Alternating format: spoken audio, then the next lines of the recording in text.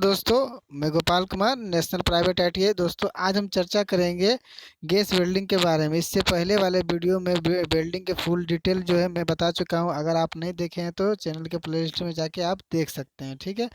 तो यहाँ पे जो गैस वेल्डिंग जो दिख रहा है, ये जो है वेल्डिंग का जो है लिक्विड स्टेट वेल्डिंग का टाइप्स है। लिक्विड स्टेट वेल्डिंग के 3 टाइप्स होते हैं। पहला रेसिस्टेंट वेल्डिंग, दूसरा केमिकल वेल्डिंग और तीसरा जो है आपका होता है आर्क वेल्डिंग। ठीक है। तो ये जो है आपका जो है ये जो केमिकल वेल्डिंग वेल्डिंग का टाइप्स है। ठीक है। गैस वेल्डिंग क्या है? केमिकल वेल्डिंग का एक टाइप्स है। तो केमिकल वेल्डिंग में कौन कौन से होते हैं? पहला गैस वेल्डिंग होता है, दूसरा थर्मिट वेल्डिंग होता है। ठीक है। धीरे धीरे सब चीज़ में चलेंगे, सब टोटल वेल्डिंग के टोटल टाइप्स के बारे में पढ़ाएंगे। ठीक है। तो आज हम देखते हैं गैस वेल्डिंग। ठीक है। तो गैस वेल्डिंग जो है, देखिए पहला इक्विपमेंट देखते हैं, इसका कौन कौन से इक्विपमेंट लगते हैं जो मेन इंपॉर्टेंट है। इक्विपमेंट तो बहुत सारे होते हैं जो हम देखेंगे। क्वेश्चन जो है जो कम्पिटिटिव एग्जाम्स में रिलेटेड रहे या फिर आपका जो भी एनुअल एग्जाम बैठ रहे हैं तो उसमें जो है रिलेटेड रहे, तो उसके लिए बहुत ही इम्पोर्टेंट जो है उसके अनुसार जो है हम पढ़ाई करवाते हैं। ठीक है। तो हम देखेंगे पहला जो है इसका इक्विपमेंट कौन सा है। पहला ऑक्सीजन सिलेंडर। इससे मेनली क्वेश्चन क्या पूछता है? इसमें मेनली क्वेश्चन रहता है यह किस कलर का होता है। तो ये देखिए ब्लैक कलर का होता है। अब इसमें बोला जाता है कि इसमें जो ये जो थ्रेड काटा जाता है इसका जो सिलेंडर के ऊपर, जिसमें जो है हमारा जो है होज पाइप लगता है, तो इसमें कौन सा थ्रेड होता है? इसमें जो टाइट करने के लिए, खोलने के लिए जो थ्रेड होता है, तो किस थ्रेड का होता है? इसमें राइट हैंड थ्रेड होती है। ठीक है। और इसमें जो है कितना प्रेशर रहता है? 15 मेगा पास्कल। ठीक है।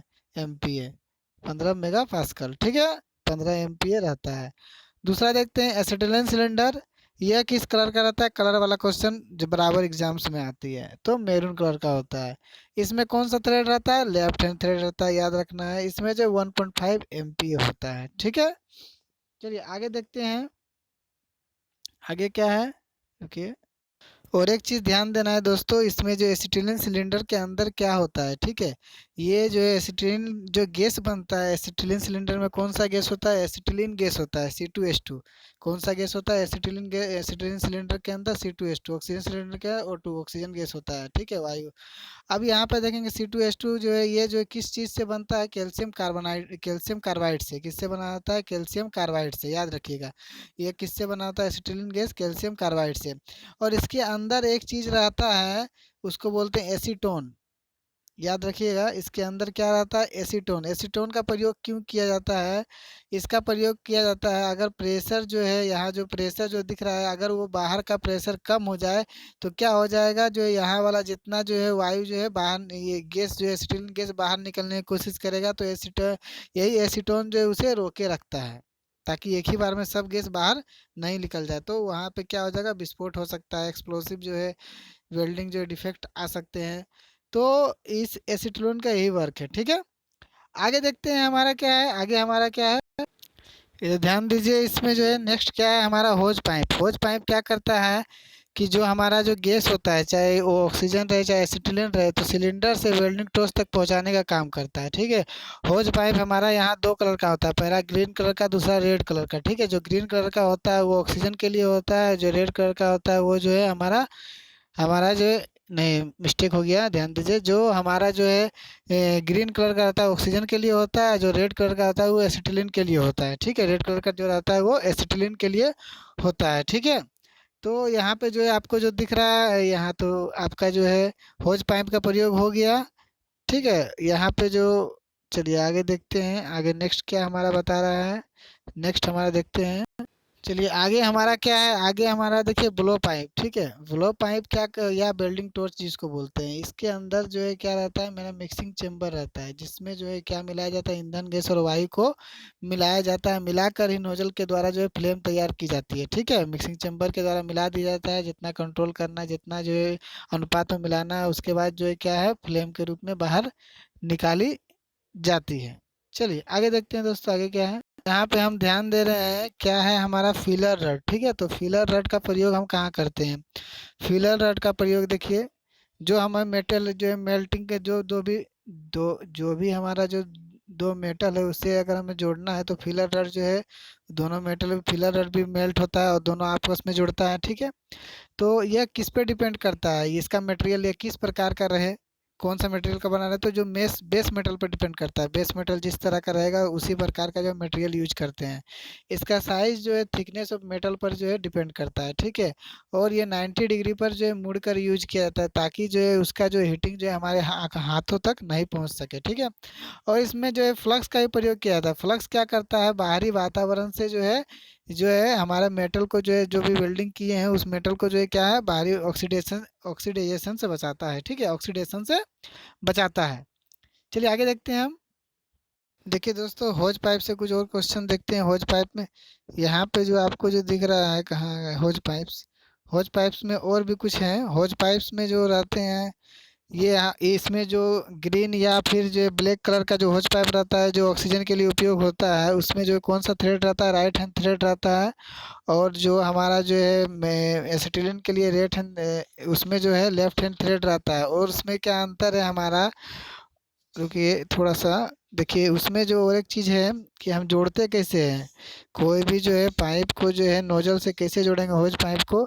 तो अगर जिसमें लाल रंग के होज पाइप को, ठीक है, लाल रंग के होज पाइप को जो है एसी वाले निशान में जोड़ते हैं, याद रखिएगा एसी वाले निशान में, ठीक है।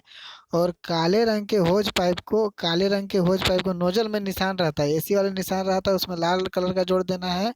अगर OX वाला निशान रहा तो उसमें काले रंग के जो है होज पाइप या ग्रीन कलर के होज पाइप को उसमें जोड़ना है, ठीक है। यानी OX मतलब क्या हो गया, ऑक्सीजन, एसी मतलब एसिटिलीन। इस चीज़ को याद रखना है, एसी मतलब एसिटिलीन वाले जो है, OX मतलब ऑक्सीजन वाले जो उसमें जगह जोड़ा जाता है, ठीक है। और हमेशा जो सिलेंडर को हमेशा खड़े अवस्था में रखा जाता है, ठीक है।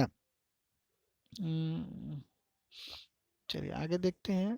और एक चीज़ बता दूं, इसका जो है लीक, जो मान लिया जाए किसी होज पाइप में लीकिंग रहे तो इसका जो लीक हो जाए तो इसका चेक कहाँ किया जाता है, साबुन के घोल में जो है चेक किया जाता है। किसी प्रकार का लीक है क्या, साबुन के घोल में इसका चेक किया जाता है, ठीक है।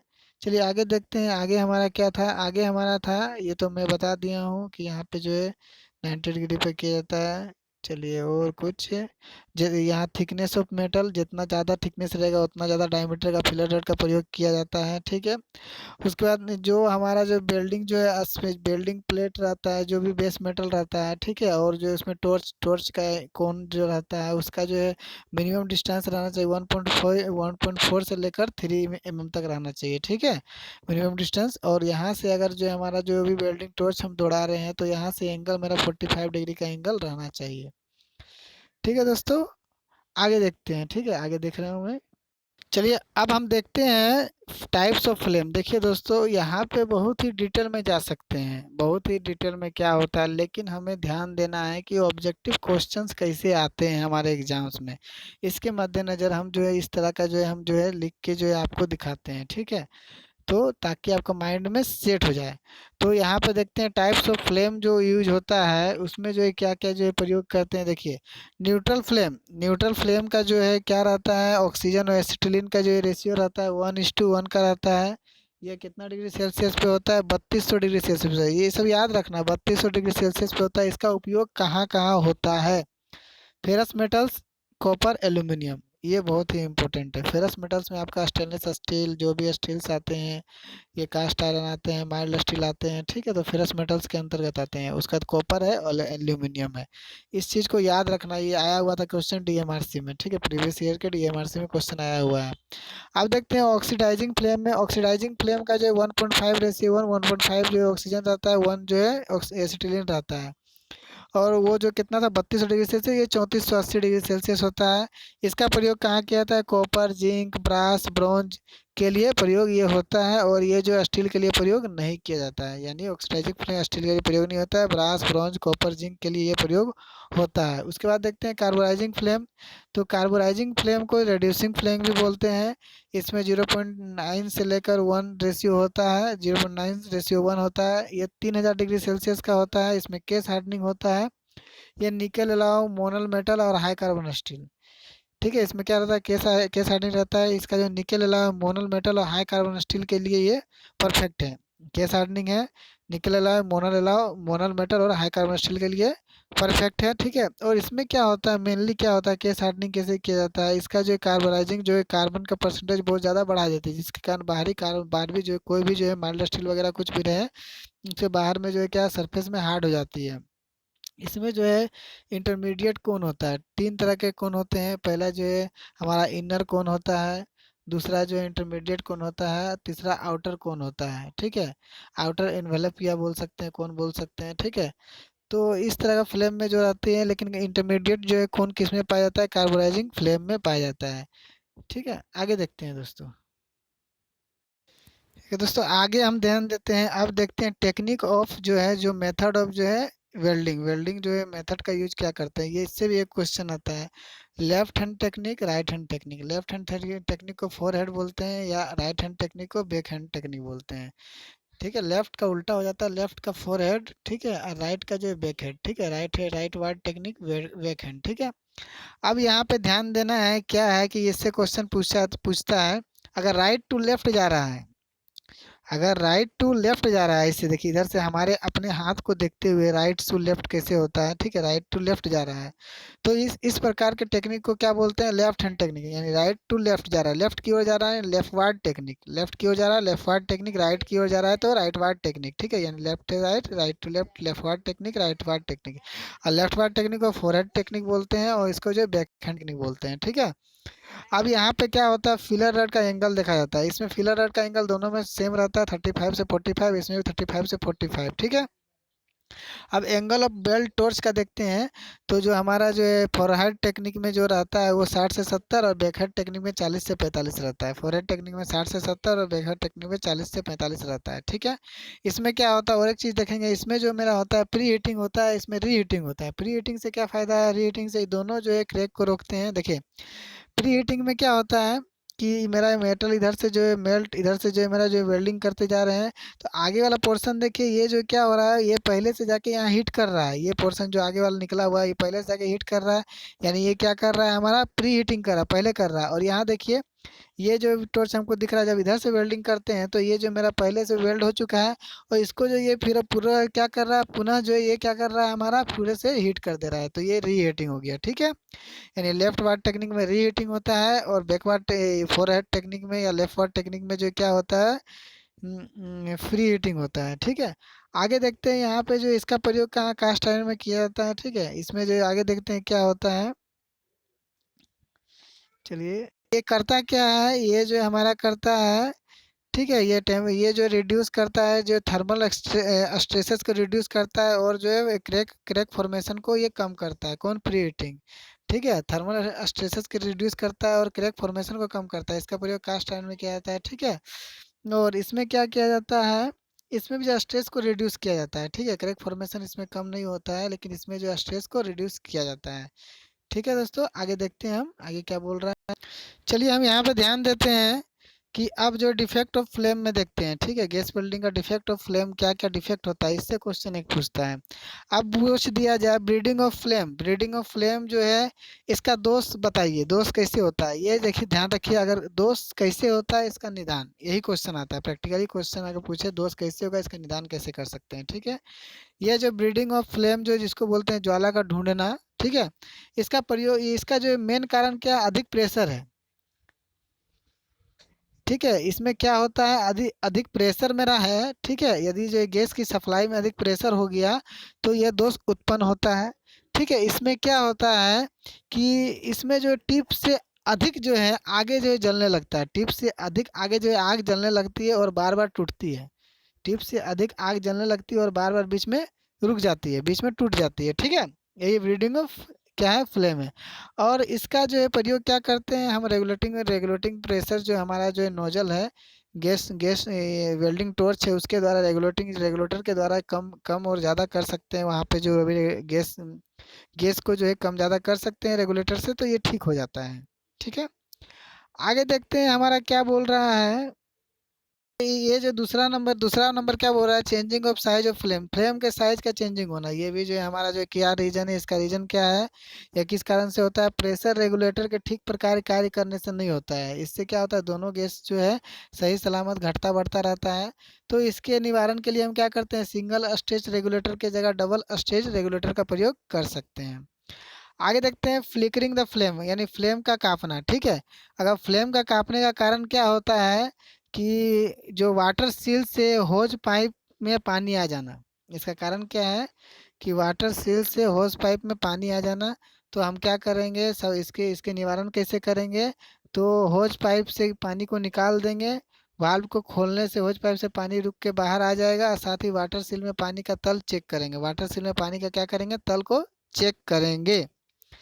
चलिए बैक फायर से क्वेश्चन आता है बराबर। नेक्स्ट है बैक फायर। बैक फायर होता क्या है कि अचानक जो है आपका पटाखे की तरह जो है छूटने का आवाज आता है। दैट मीन्स जो होता क्या है इसमें कि ऊंची आवाज देता है। जैसे कि हम वेल्डिंग कर रहे हैं तो ऊंची आवाज के साथ ये बंद हो जाता है, हमारा जो वेल्डिंग टॉर्च बंद हो जाता है। ठीक है, तो इसका कारण क्या है, ठीक है, इसका कारण क्या, पहला प्रेशर कम रहना। वेल्डिंग जो है प्रेशर हमारा जो है, जो है हमारा गैस का प्रेशर कम रहता है। लास्ट में टिप का अधिक गर्म हो जाना। ठीक है, और मेटल और टिप के बीच जो है दूरी जो है बहुत ही कम होना। कहीं टिप में जो कोई चीज़ फंस गया है, उसका ये भी कारण हो सकता है। ठीक है, फंस जाने से भी हो सकता है। इसके निवारण के लिए क्या है, टिप को ठंडा करेंगे, उसे साफ करेंगे और फिर से जो है वेल्डिंग शुरू कर देंगे। आगे देखते हैं 5वां नंबर, फ्लैशबैक। फ्लैशबैक के द्वारा जो है क्या होता है कि टॉर्च के अंदर जो है क्या हो जाता है, हीट चला जाता है। ठीक है, और टॉर्च के अंदर जो है आग चला जाता है ऊपर तक, और जिससे सीसी की आवाज़ आती है, और जो है क्या होता है पूरा टॉर्च जो है क्या होता है, गर्म हो जाता है। ठीक है, और बंद हो जाता है, सीसी की आवाज़ आती है, बंद हो जाती है। ठीक है, इसे ठीक करने के लिए क्या करेंगे, टॉर्च में लगे दोनों नीडल वाल्व को बंद कर देंगे, और दोष ढूंढ कर उसका जो है क्या करेंगे, दोबारा टॉर्च जलाएंगे, दोबारा टॉर्च को जलाएंगे। ठीक है, चलिए आगे देखते हैं पॉपिंग। पॉपिंग में क्या होता है, ये जो है पिट पिट की आवाज़ आती है। ठीक है, जब एक ही जगह पे ज़्यादा देर तक हम वेल्डिंग करेंगे तो उसमें पिट पिट की आवाज़ आती है, क्योंकि वहाँ अधिक तापमान हो जाता है। इसके लिए क्या करते हैं, किसी एक जगह पे अस्थिर नहीं रखना चाहिए, इधर उधर जो है बढ़ाते रहना चाहिए। ठीक है दोस्तों, डिफेक्ट ऑफ फ्लेम हो गया। आज के लिए बस इतना ही। धन्यवाद।